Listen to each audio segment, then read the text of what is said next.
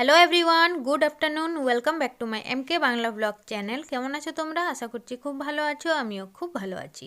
চলে এসেছি আবারও তোমাদের কাছে নতুন একটি ব্লগ নিয়ে। ব্লগটা স্কিপ না করে শেষ পর্যন্ত দেখতে থাকো, আশা করছি তোমাদের খুব ভালো লাগবে। তো এখন ঘুরিতে বাজে দুপুর 1টার সময় রেডি হয়ে সবাই মিলে চলে এসেছি মেট্রো স্টেশনে। আর এখান থেকে আমরা যাব কালীঘাটে। কালীঘাটে যাওয়ার কারণ হলো তোজসোনার আগের দিনের তোমরা ব্লগটা দেখেছো, ওর কিন্তু জন্মদিন ছিল। আর জন্মদিনের দিন পুজো দিতে হয়, কিন্তু আমরা জন্মদিনের দিনে পুজো দিতে যেতে পারিনি, কারণ রান্না বান্না করতে করতে আমরা ব্যস্ত ছিলাম। ওই কারণে আজকে মানে জন্মদিনের পরের দিন যাচ্ছি সবাই মিলে পুজো দিতে। আমরা কালীঘাট মেট্রো স্টেশনে নেমে ওখান থেকে বেরিয়েও গেছি, আর এখন আমরা আছি ওভারব্রিজে, যেটা গেছে একেবারে মন্দিরের দিকে। তো এখন আমরা দেখো সেই দিকে এগিয়ে যাচ্ছি। আর তোজসোনা কিন্তু ঘুমিয়ে পড়েছিল মেট্রোর মধ্যেই, তো ওকে এখন বাবা কোলে নিয়ে দেখো সামনের দিকে যাচ্ছে। আর মা আছে, আমার শাশুড়ি মা আছে, আর এই যে আমার বরমশাই পেছনে পেছনে যাচ্ছে। আর এই যে এখানে আমি আর আমার বরমশাই, তো সবাই আগে আগে যাচ্ছে, আমরা পেছনে পেছনে যাচ্ছিলাম।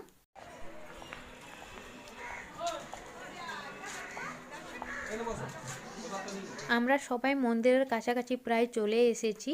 আর এসে এখানে একটা স্টলের সামনে বসেছিলাম। আর এইদিকে দেখো আমার তোজসোনাও কিন্তু এর মধ্যে ঘুম থেকে উঠে পড়েছে, কিন্তু এখনও কিন্তু ওর চোখের মধ্যে দেখো ঘুম ছিল। আর এইদিকে আমি বসে আছি, এখানে বাবা আর বাবার কোলে তোজসোনা বসে আছে, আর এখানে আমার শাশুড়ি মা বসে আছে। আর এইদিকে আমার মা আর বরমশাই ওরা এই কাছের দোকানগুলো একটু ঘুরে ঘুরে দেখছিল। আর মন্দির খুলতে কিন্তু অনেকটাই লেট ছিল। আর এখানে দেখো আমার তোজসোনার কিন্তু খিদে পেয়ে গেছিলো, তো ব্যাগের মধ্যে একটা চকলেট ছিল, সেটাই ওকে আমি বের করে দিলাম। ওটাই ও ওর দাদুর কোলে বসে বসে খাচ্ছিল। আর মন্দির বলল যে 4টের সময় খুলবে, কারণ মন্দির এখানে 12:30-12টার মধ্যে বন্ধ হয়ে যায়। তো আমরা অনেকটাই লেট করে বাড়ির থেকে বেরিয়েছিলাম, ওই জন্যেই আমরা মন্দিরটা এসে বন্ধ পেয়েছি। তো এখন 4টে পর্যন্ত আমরাকে ওয়েট করতে হবে।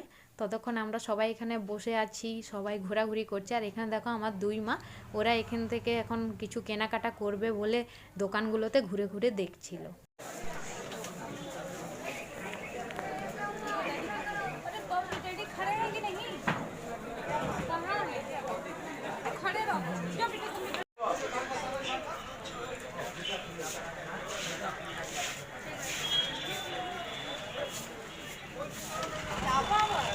এই ডান দিকে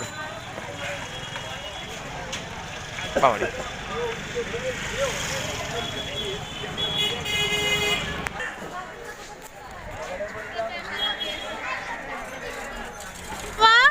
নম করবে কি করে? নম করবে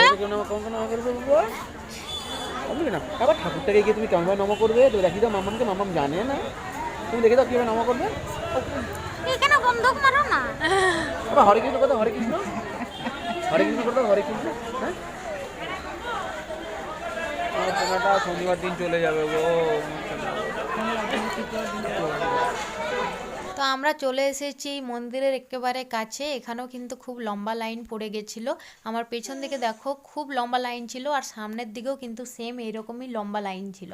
আমরা মাঝামাঝি দাঁড়িয়েছিলাম। আমরা চলে এসেছি এখন 2 নম্বর গেটে, কারণ 2 নম্বর গেটের থেকে মায়ের মুখটা খুব ভালোভাবে দর্শন করা যায়। বাবা আর ঠাকুরকে তুমি কি বলবে? ঠাকুরকে কি বলবে?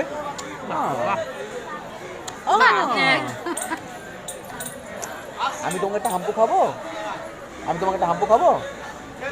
ওই গালটা, ওই গালটা।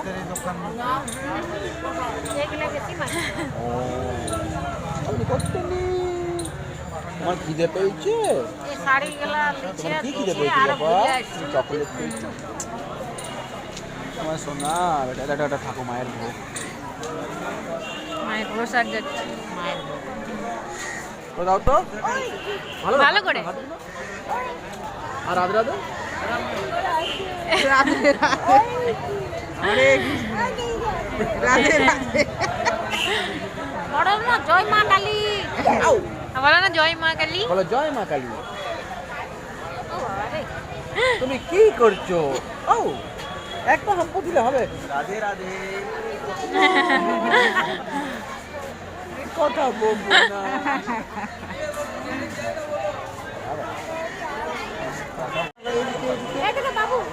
তুমি কি করছো? তুমি কি করছো বাবু? হাই করো, হাই।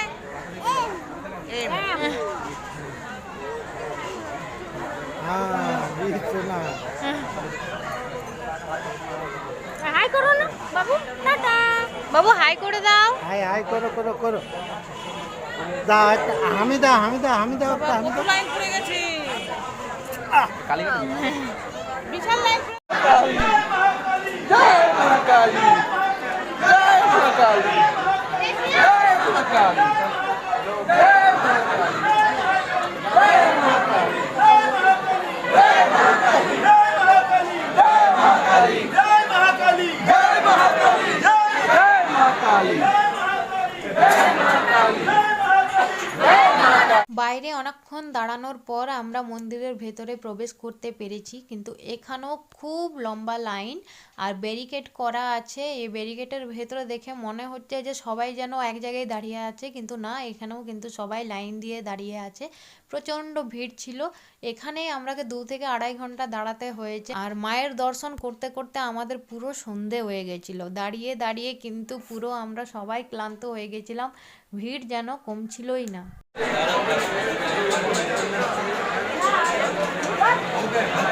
বাবু বলে আমরা দিদুনের কাছে যাচ্ছি, একটা দিদুনের বাড়িতে এসেছি। বলো না, আমি ধরে রেখেছি।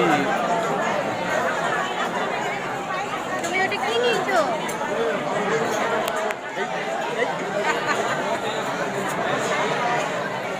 এই আমরা দিদুনের কাছে নিয়ে যাচ্ছি। একবার তোমরা ভিড়টা জাস্ট দেখো, প্রচণ্ড ভিড় ছিল। যত বেশি সন্ধে হচ্ছিল তত কিন্তু ভিড়টা বাড়ছিল। আর আমার পেছনের দিকের লাইনটার তো কোনো শেষই আমি দেখতে পাচ্ছিলাম না, এমনকি সামনের দিকেও যেন লাইনটা এগোচ্ছিলই না। না, আগুন জ্বালাতে না বাবা, দিদুনকে না না না। তোমাদেরকে একটুখানি বাইরের থেকেই মন্দিরটা দেখিয়ে দিলাম, কারণ ভেতরে মোবাইল অ্যালাউ নেই, এমনকি বাইরেও মোবাইল অ্যালাউ নেই। তবুও আমি একটুখানি লুকিয়ে লুকিয়ে সমস্ত কিছুটাই তোমাদের সাথে শেয়ার করার চেষ্টা করছি। আর এখানে কিন্তু আরও অনেক কিছুর মন্দির রয়েছে।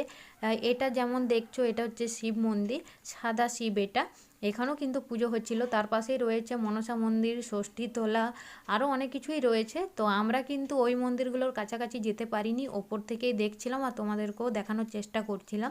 কারণ আমরা যেখানে দাঁড়িয়ে আছি এখানে প্রচণ্ড লাইন ছিল, এত লাইন ফেলে গিয়ে ওখানে যাওয়া আবার ফেরত আসা সম্ভব ছিল না, তাই ওপর থেকেই দেখছিলাম। আর আমরা এখন দেখো চলে এসেছি সেই ওভারব্রিজে।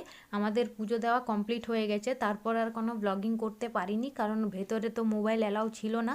আর তোজসোনা খুব কান্নাকাটি করছিল, কারণ ভেতরে প্রচণ্ড গরম ছিল। আর ওই গরমের মধ্যে ওর কিন্তু খুব সাফোকেশন হচ্ছিল, কারণ ওখানে প্রদীপ জ্বলছিল, আবার সবাই ধূপকাঠি জ্বালাচ্ছে, সেই ধোঁয়াগুলো ভেতরে খুব গ্যাস হয়ে যাচ্ছিল, যার ফলে বাচ্চাদের চোখ জ্বালা করছিল। হাসো তো, হাসো হাসো হাসো হাসো হাসো হাসো বাবা, এদিকে এদিকে বাবা। আর মন্দিরের ভেতরে তোজসোনা কান্নাকাটি শুরু করেছিল বলে মন্দির থেকে বার হয়েও কিন্তু আমি আর ব্লগিং শুরু করতে পারিনি। একেবারে ওভারব্রিজে এসে ফাঁকা দেখে এখানেই কিন্তু আমি ব্লগিংটা আবার শুরু করলাম।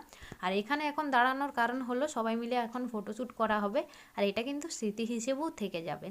আর এখানে দেখো রাতের বেলা কি সুন্দর লাগছে, লাইটিংয়ের জন্য আরও বেশি ভালো লাগছে। আর খুব সুন্দর কিন্তু ওভারব্রিজটার ডিজাইনটাও করা হয়েছিল। তো এখন আমরা সবাই মিলে এখান থেকে বেরিয়ে যাচ্ছি। আর এখন আমরা কিন্তু বাড়ি যাব না, সবার আগে কিন্তু পেটে কিছু দিতে হবে, কারণ সেই দুপুরবেলা না খেয়ে সবাই বার হয়েছি, এখনও পেটে কিছু পড়েনি। এতক্ষণে সবার পেটে কিন্তু ইঁদুর দৌড়ানোও শুরু হয়ে গেছিল।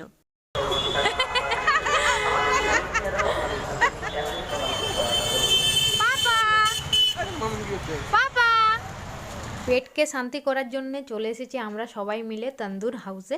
আর সন্ধ্যের টিফিনই বলো আর রাতের ডিনারই বলো, দুটোই কিন্তু একসঙ্গে করেই তারপরেই কিন্তু আমরা সবাই বাড়ি ফিরবো। তুমি কি করছো পাপা?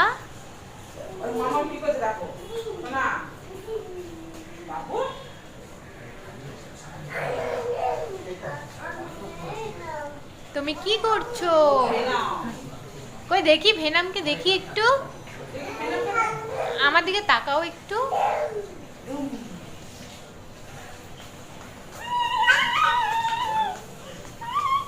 আমরা এখানে আসতে না আসতেই সিট নাম্বার পেয়ে গেছি, এমনকি সিটটাও পেয়ে গেছি। এখানে দুপুরবেলা আসলে কিন্তু একটুখানি প্রবলেম হয়, সেটা হলো সিট নাম্বার পেয়ে গেলেও কিন্তু ওরা সিটটা সহজে দিতে পারে না, তার জন্য নিচে 1 থেকে আধ ঘন্টা ওয়েট করতে হয়। আর এখন আমরা সন্ধ্যের সময় এসেছি, তাই অতটা কিন্তু অসুবিধা হয়নি, এসেই সাথে সাথে পেয়ে গেছি। আর যদি 1 ঘন্টা ওয়েট করতে হতো তো সবার অবস্থা খারাপ হয়ে যেত, কারণ এতটাই খিদে সবার পেয়ে গেছিলো যে ওয়েট করার সামর্থ্য কারোর মধ্যেই ছিল না। আর এখানে দেখো এখন মেনু কার্ড দেখা হচ্ছে, বরমশাই ওইদিকে মেনু কার্ড দেখছে যে কি কি খাবার অর্ডার দেওয়া যেতে পারে। আর এদিকে আমার তোজসোনাকে দেখো, ওর কিন্তু দুষ্টুমি শুরু হয়ে গেছে। ও বলছিল যে ওখানে যতগুলো কাগজ আছে সব কটা আমাকে দিয়ে দাও, আর সমস্ত কাগজ নিয়ে ও কিন্তু নিচে ফেলে দিচ্ছিল। তিনটে বিরিয়ানি, ঠিক আছে, এইটা এরপর উইদাউট তোমার কোল্ড ড্রিঙ্কস, ঠিক আছে? হ্যাঁ হ্যাঁ, ওইটা কম্বোটা এই তো কাগজ না। আর চিলি চিকেনের সঙ্গে একটা দেবে না?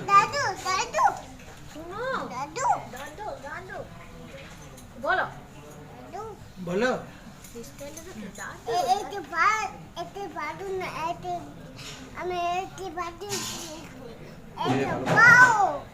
এটাই ভাতু না, এটাই ভাতু খাবো।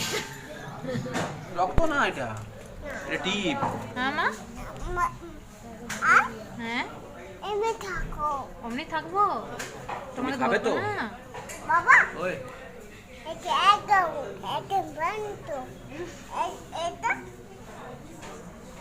কি কি দেবে সেটা বলবে, ওটা হলো মাংস।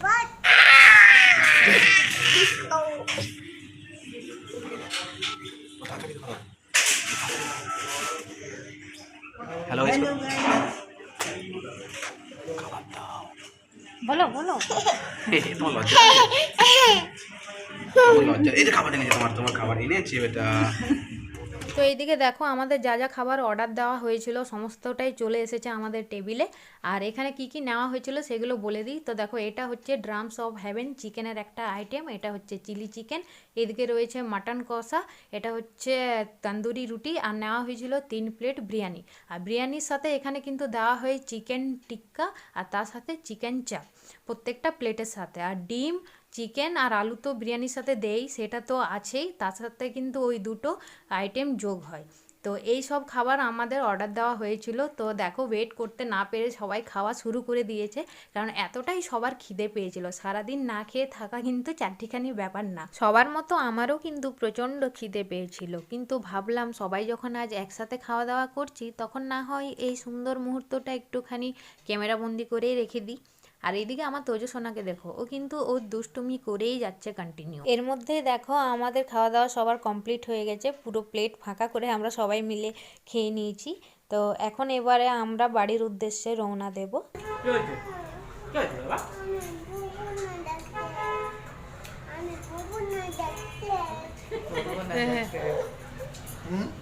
আমি পরবো না জ্যাকেট, খুব ঠান্ডা আছে জানো। পুরো ঠান্ডা আছে। আর এইদিকে তোজসোনার অবস্থাটা একবার দেখো, সোয়েটার পরানো হচ্ছে বলে ও কিন্তু কাঁদতে শুরু করে দিয়েছে। আসলে ও সোয়েটার টুপি মোজা একেবারেই গায়ে দিতে চায় না, ওকে পরালেই ও কান্নাকাটি শুরু করে দেয়। ওর কী যে অস্বস্তি হয় আমরা বুঝতেই পারি না। এত ঠান্ডার মধ্যে সবাই একদম অস্থির হয়ে যাচ্ছে, ওর কিন্তু ঠান্ডা নেই, ও একটা ফুল হাতের গেঞ্জি পরেই কাটিয়ে দিতে পারে। তো যেহেতু এখন বাইরে আছি, বাড়িতে থাকলে ব্যাপারটা আলাদা ছিল, বাইরে এসেছি আর বাইরে প্রচণ্ড ঠান্ডা ছিল, ওই কারণে জোর করে হলেও ওকে কাঁদিয়ে হলেও পড়াতে হচ্ছেই। তো এখন আমরা এখান থেকে বেরিয়ে যাব আর সোজা এবার বাড়ির দিকেই যাব, আর কোথাও দাঁড়াবো না, রাতও হয়ে যাচ্ছে। আর আমাদের তো ডিনার কমপ্লিট হয়ে গেল, বাড়ি গিয়ে শুধু এবার শুয়ে পড়বো।